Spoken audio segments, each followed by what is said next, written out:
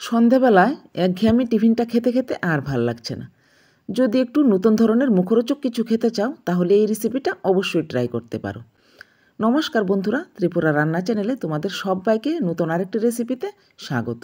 আজকে আমি মটরশুঁটি দিয়ে একদমই সহজভাবে একটু অন্যরকম স্টাইলে পরোটা তৈরি করে দেখাচ্ছি। তাহলে বন্ধুরা, এই পরোটাটা আমি কিভাবে তৈরি করছি তোমরা ভিডিওর শুরুতেই লাইক দিয়ে শেষ পর্যন্ত দেখতে থাকো। এখানে আমি কিছু মটরশুঁটি নিলাম, এগুলিকে ভালো করে ধুয়ে সঙ্গে কয়েক টুকরো আদা আর কয়েকটি কাঁচামরিচ দিয়ে গ্রাইন্ডার জারে অল্প একটু জল দিয়ে এরকম দানা দানা রেখে পেস্ট করে নিয়েছি। দেখো তোমরা বুঝতে পারছো কিনা আমি বুঝছি না, একটু দানা রেখেই পেস্ট করতে হবে। একদম মিহি করে পেস্ট করলে যে রেসিপিটা তৈরি করছি খেতে একদমই টেস্ট হবে না। এই পেস্ট করা মটরশুঁটির উপর দিয়ে দিলাম স্বাদ অনুযায়ী লবণ, কালারের জন্য হলুদ গুঁড়া, অল্প একটু লাল মরিচের গুঁড়া আর একটুখানি জিরে গুঁড়া। এখন এই পেস্ট করা মটরশুঁটির সঙ্গে সব মশলাকে এভাবে ভালো করে মিশিয়ে নিতে হবে। একটি চামচের সাহায্যে ভালো করে মিশিয়ে নিয়েছি। এখন গ্যাসের চুলায় একটি কড়াই বসিয়ে অল্প একটু সর্ষের তেল দিয়ে ভালো মতো আমি ছড়িয়ে নিয়েছি। তেলটা গরম হয়ে যাওয়ার পর গ্যাসের আঁচটা আমি কমিয়ে রেখে দিয়ে দিলাম ফোড়নে গোটা জিরে। গোটা জিরাটা একটু ভেজে নিয়ে এখন আমি দিয়ে দিচ্ছি ওই মটরশুঁটিটা যে পেস্ট করে রেখেছি ওইটা পুরোটা দিয়ে দিলাম। দিয়ে গ্যাসের আঁচটা কমানো থেকে আমি এইভাবে ভালো মতো নেড়ে চেড়ে একটু ভেজে নিচ্ছি। অনবরত নাড়তে থাকবে, না হলে কিন্তু কড়ার তলায় লেগে পুড়ে যাবে। এখন আমি দিয়ে দিলাম অল্প একটু চিলি ফ্লেক্স। 3 থেকে 4 মিনিট এইভাবে নেড়ে চেড়ে জলটাকে শুকিয়ে নিতে হবে। এখন আমি দিয়ে দিলাম অল্প একটু ম্যাগির মশলা দিয়ে গ্যাসটা আমি অফ করে দিয়েছি।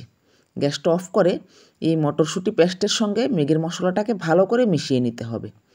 এই মশলাটা দিলে যে কোনো টিফিনের টেস্ট কিন্তু অনেকটাই বেড়ে যায়, আর বাচ্চারাও কিন্তু খেতে খুব ভালোবাসবে।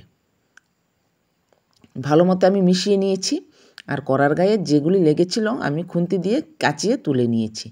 আর এইদিকে দেখো অল্প আটাকে আমি লবণ আর জল দিয়ে এরকমভাবে মেখে আমি কয়েকটি লেচি কেটে নিয়েছি। মানে আমরা সবসময় যেভাবে রুটির জন্য আটা মাখি ওই রকমভাবে মেখে নিয়েছি।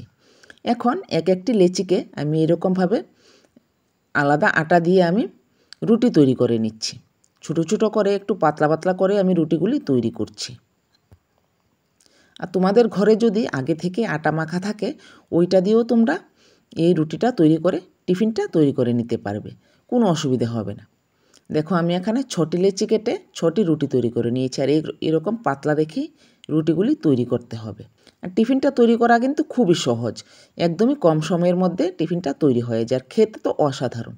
এইদিকে দেখো একটি বাটিতে আমি একটি ডিম ভেঙে অল্প একটু লবণ দিয়ে একটি চামচের সাহায্যে ডিমটাকে ভালো মতো ফেটিয়ে নিয়েছি।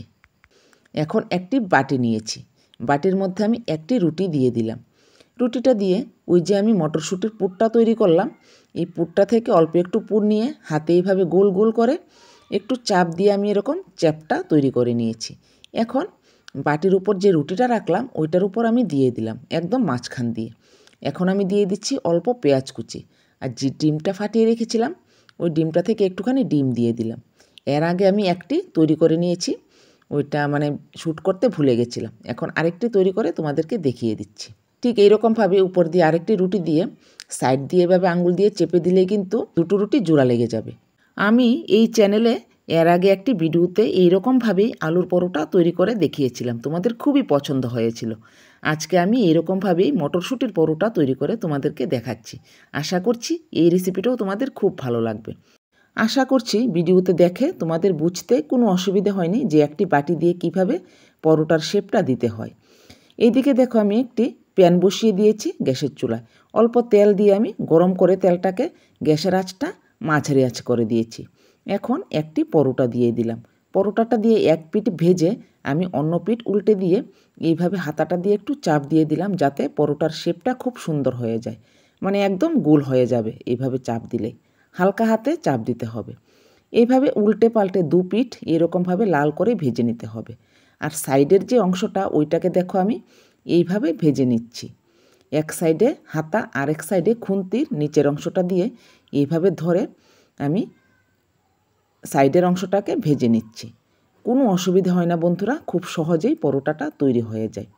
আর পরোটা ভাজার সময় কিন্তু গ্যাসের আঁচটা মাঝারি আঁচে রাখবে, তাহলে খুব সুন্দরভাবে পরোটাগুলি ভাজা হয়ে যাবে।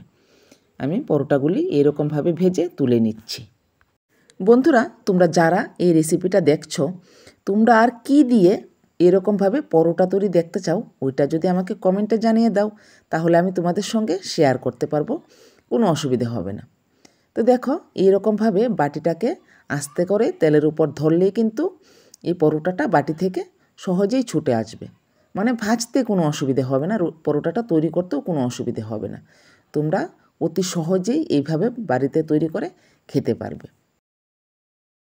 দেখো, আমি একই পদ্ধতিতে কিন্তু 3টি পরোটাকেই ভেজে তুলে নিয়েছি।